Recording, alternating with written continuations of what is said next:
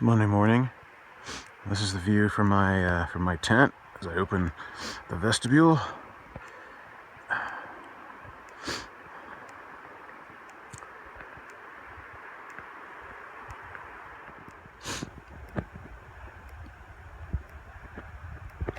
So first order of business today is to dry everything out.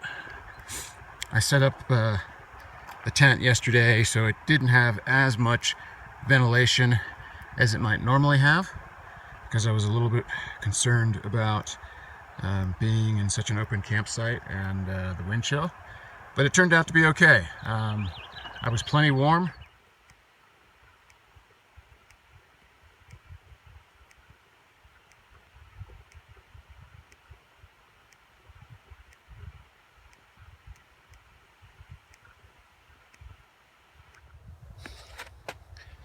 I'm on the far side of Lumch Meadow, probably 30-45 minutes from sheep camp.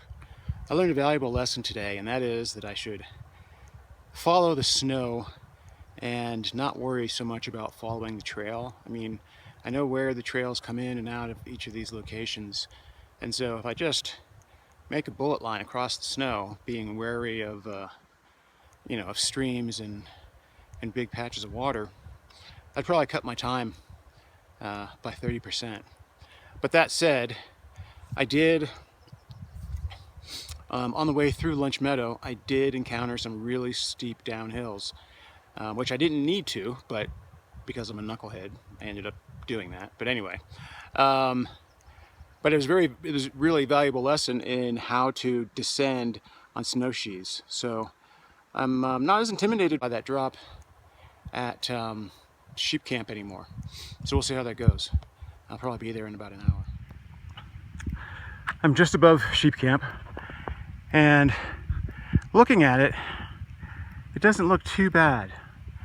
I know there's a steep section farther down that I can't see right now, but I'm thinking I could come in here, traverse across to the granite, and then just walk the granite down, because the granite's the way I came up mostly. I don't know. I'm gonna eat and then I'll try to figure it out. Well, I'm down to the granite, and no matter how you slice it, that last little bit was hairy. That may not look like much, but coming from across there, this little spot here, that's super steep. That is probably about the limit of my snowshoes. You can see down towards the bottom there, I was actually sliding a little bit.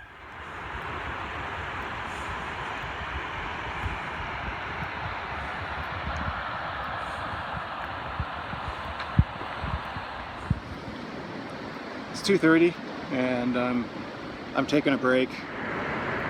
This is a nice spot to just hang out for a bit. So I think I'm about 4 or 5 hours from the trailhead. I've stopped to take a break.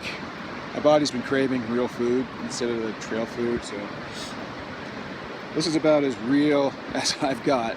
Salami, cheese, and crackers. So I'm back on the trail. I did a little fishing at that rest stop and didn't catch anything. I had thought about actually staying the night there, but with no fish coming to hand, I figured I'd head in the direction of the trailhead. Now I say the direction of the trailhead because I haven't quite figured out what I'm going to do yet. I'm meant to be out for 5 days. The only lake between here and the trailhead is Kennedy Lake. Kennedy's a decent lake, although I vaguely remember it being a 3-hour hike from the trail split. So if I'm 5 hours from the trailhead, that means I'm 6 hours from Kennedy. Not sure I want to do that, but we'll see.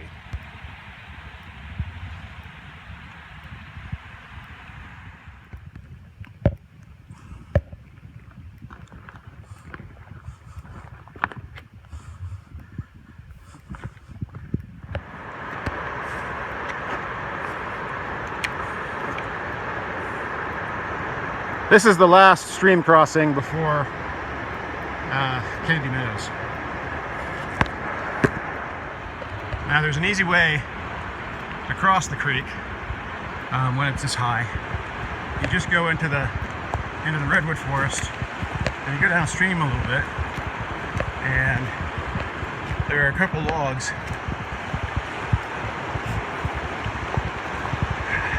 that cross the stream.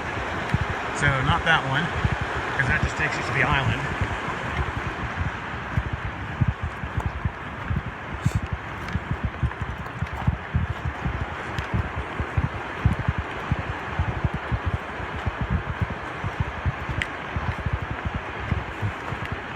Now, you're well past the island, and you can see, even if if it wasn't high, even though it is high, this is an easy place to cross right here if you don't mind getting your feet wet.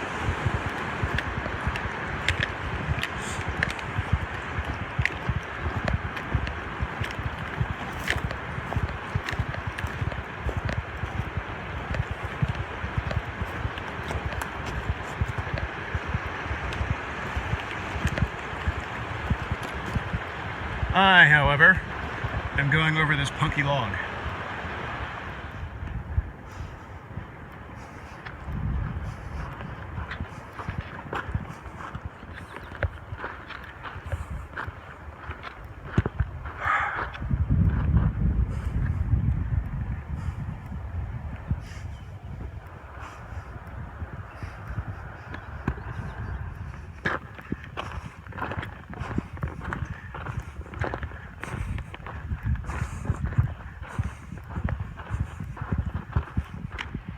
I'm at the trail crossing with Kennedy Meadows and Kennedy Lake.